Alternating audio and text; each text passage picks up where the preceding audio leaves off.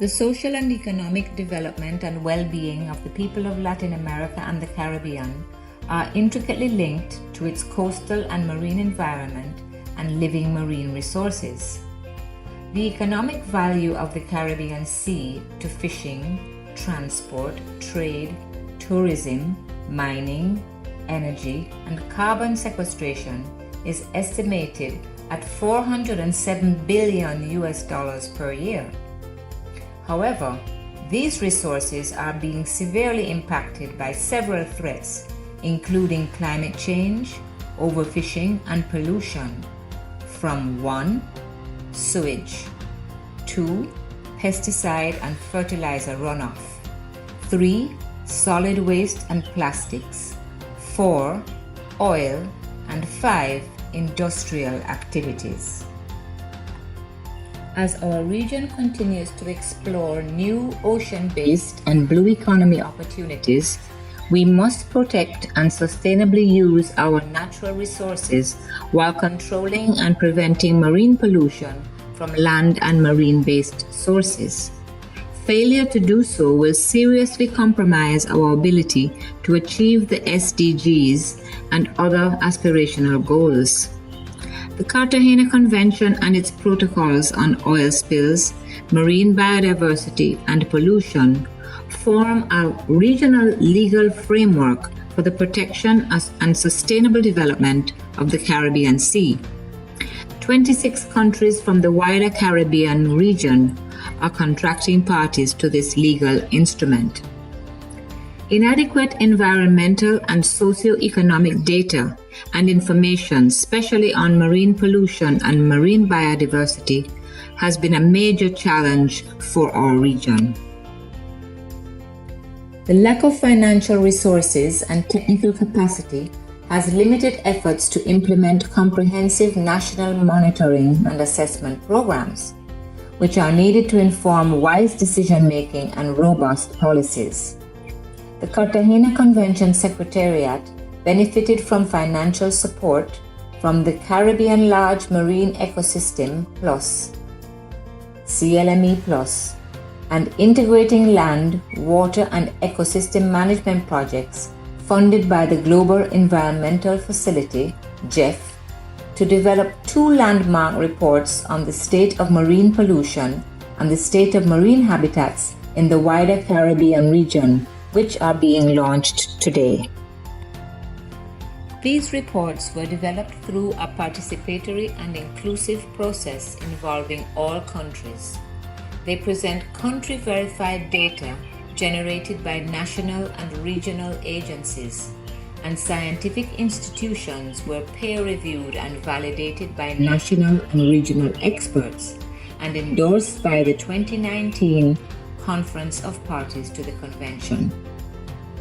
Our initial findings on the status and trends in marine pollution and marine biodiversity will be critical for future policy and political decision-making processes. In the area of marine pollution, we found that 1. Excessive nutrient loads, mainly from runoff of agricultural fertilizers and the discharge of untreated sewage, are major pressures on the marine environment, leading to harmful algal blooms, dead marine zones, degraded habitats such as coral reefs, and poor water quality. 2. Land-based pollution hotspots are evident in several locations, influenced by discharge from rivers and urban areas, with levels of most indicators higher in the wet season. 3. The wider Caribbean region is among world regions with the highest concentrations of floating microplastics and macroplastics. It was estimated that in 2015, 1.3 million tons of plastics were introduced to the region's coastal waters. While for the marine biodiversity, it was noted that 1. The most recent comprehensive analysis of Caribbean coral data estimates that average coral cover has declined from an estimated 34.8% in the 1970s to just 16.3%. 2. Mangroves and seagrass have also degraded due to climate change, pollution, and unplanned development, but specific data is lacking for many countries. 3. The designation of ecologically sensitive or biologically important areas has been a key management strategy used to conserve coral reefs, mangroves, and seagrass, but these need to be managed more effectively. Marine pollution and biodiversity loss can severely jeopardize human health and economies in the region. Our assessments further confirmed that increasing negative ecological, economic, and health impacts of new and emerging issues such as 1. Sargassum, 2. Ocean acidification, 3. Stony coral loss, coral disease, and 4. Plastic and microplastics. With additional finances from the GEF CLME Plus project, these reports have informed the development of new regional strategies and action plans, as well as investment plans for pollution reduction and habitat restoration. These will be used to support development and implementation of national strategies, action, and investment plans. Given the several global environmental and development commitments, including the SDGs, these reports now offer our region an opportunity to demonstrate our collective efforts towards long-term sustainability through actions and decisions that are underpinned by credible assessments of the state of our marine environment.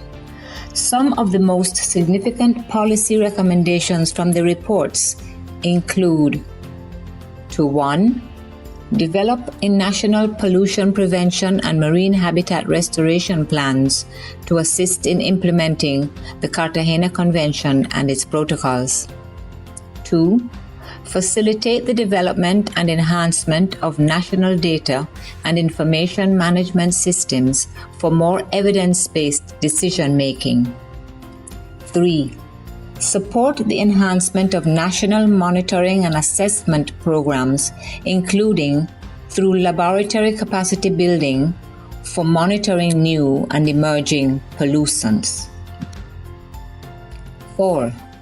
Quantify the economic contribution of coastal and marine resources to national economies and the social and economic costs of pollution impacts. 5. Scale up the implementation of experiences and best practices to address marine pollution and biodiversity loss in an integrated manner. In conclusion, we would like to acknowledge the several projects, agencies, experts, and consultants who assisted us in the development of these reports. The final reports will be made available through our website in the coming weeks. Thank you.